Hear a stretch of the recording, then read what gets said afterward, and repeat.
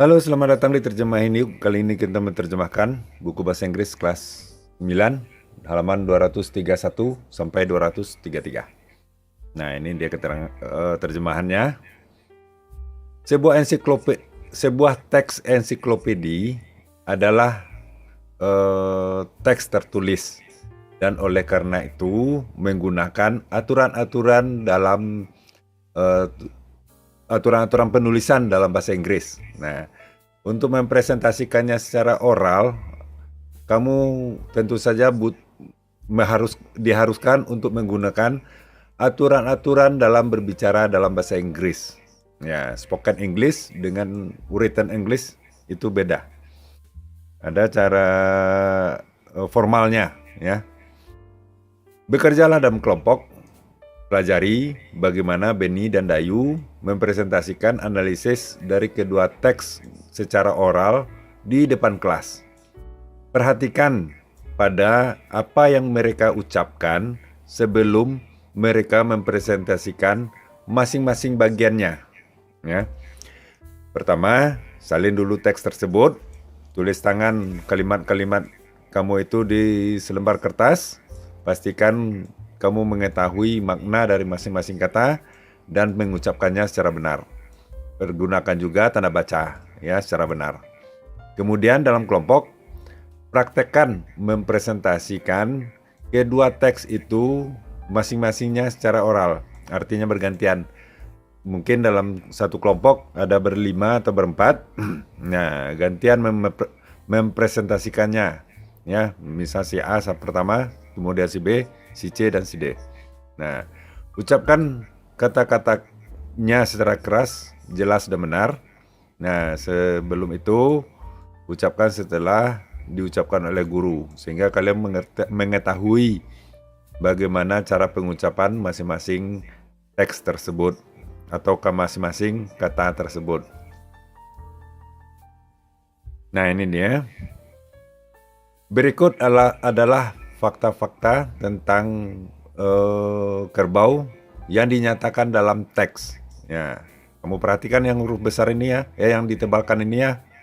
Nah, ini aturan-aturan dalam mempresentasikan sebuah teks. Ya, ada satu fakta tentang spesies buffalo. Ya, mereka ini merujuk ke buffalo. Mereka itu besar, kuat, dan mamalia yang kuat, yang besar, kuat, dan berkulit gelap dengan tanduk yang besar. Berikut ini 4 fakta tentang habitat mereka. 1. Kerbau air ditemukan di daerah yang basah di Asia. Kedua, hanya sedikit sekarang yang ditemukan di alam liar. Ketiga, hanya sedikit yang bisa bertahan di alam liar di Asia. Keempat, tetapi kerbau dilepaskan untuk bebas di daerah rawa-rawa di bagian teritori utara dari Australia. Lanjut. Ada 2 fakta tentang kebiasaan mereka. Yang pertama, kerbau Afrika hidup dalam berkelompok yang berjumlah ratusan, beberapa ratus, biasanya di dekat air. Kedua, mereka suka berendam di lumpur. Nah, lanjut. Ada satu fakta tentang karakteristik atau ciri khas fisik mereka. Kerbau itu besar, kuat, kulitnya berwarna hitam, berwarna kegelapan, dengan tanduk yang besar. Itu ciri fisiknya. Lanjut, ada 2 fakta tentang ciri emosi mereka. Yang pertama, kerbau Afrika sangat pemarah, sehingga manusia tidak pernah mencoba untuk menjinakkan mereka. Kedua, kerbau air telah dijinakkan lebih di sekitar atau selama ya. For ini artinya selama 3000 tahun. Ada 3 fakta tentang fungsi dari kerbau air untuk manusia. Ya, pertama, mereka ya mengacu kepada kerbau air biasanya dijaga sebagai binatang ternak. Kedua, mereka digunakan untuk menarik gerobak dan bajak. Ketiga, mereka bisa dipelihara untuk dagingnya, susunya, dan kulitnya. Nah, itu dia.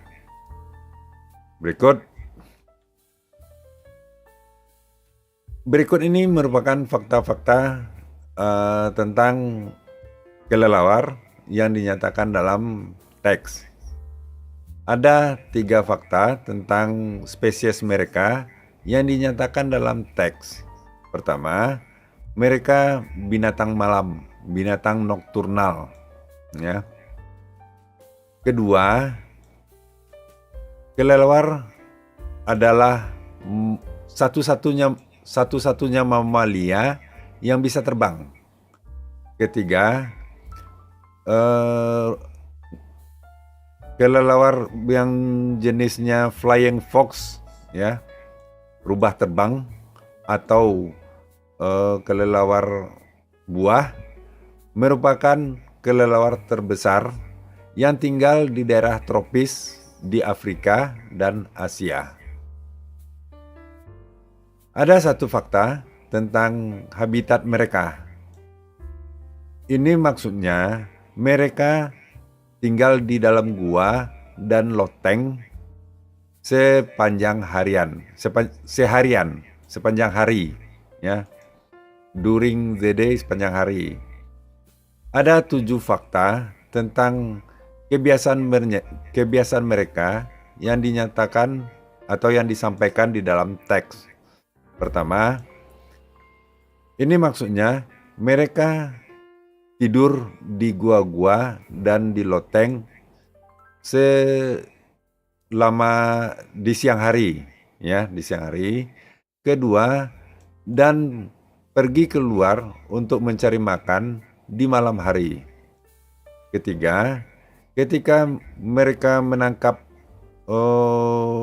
insek, mereka chase ini, ya. Sebentar. Chase apa ya? Saya lupa apa artinya. Mengejar. Oh ya. Ketika mereka mengejar insek, ya, serangga. Keempat, mereka berputar dan berbelok di udara. Kelima, kelelawar menggunakan suara untuk menangkap serangga di kegelapan. Keenam, mereka mengeluarkan jeritan yang bernada tinggi yang mana manusia tidak bisa mendengar. Ya, frekuensi tinggi.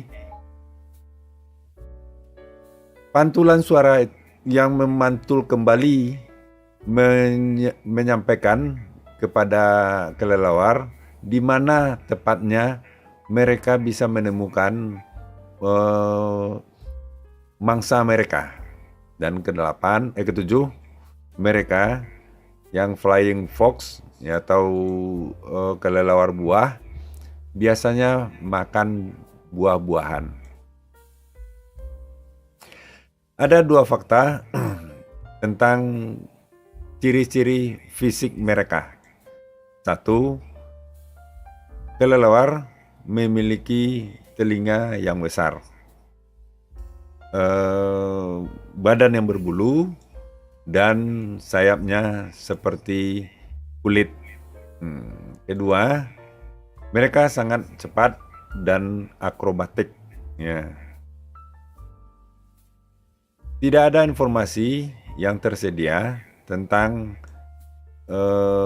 ciri-ciri emosi mereka. Hanya satu fakta tentang fungsi mereka bagi umat manusia. Ya. Flying fox atau rubah terbang atau kelelawar buah sangat penting karena mereka membantu menyebarkan serbuk sari dan biji-bijian dari tumbuh-tumbuhan yang mereka makan buahnya, ya. Dari banyak tumbuh-tumbuhan itu artinya ya. Nah, itulah terjemahan untuk kali ini. Jangan lupa subscribe dan like, dan jangan lupa juga sampaikan kepada guru dan teman, diskusikan dalam kelas. Mudah-mudahan bermanfaat. Sampai jumpa.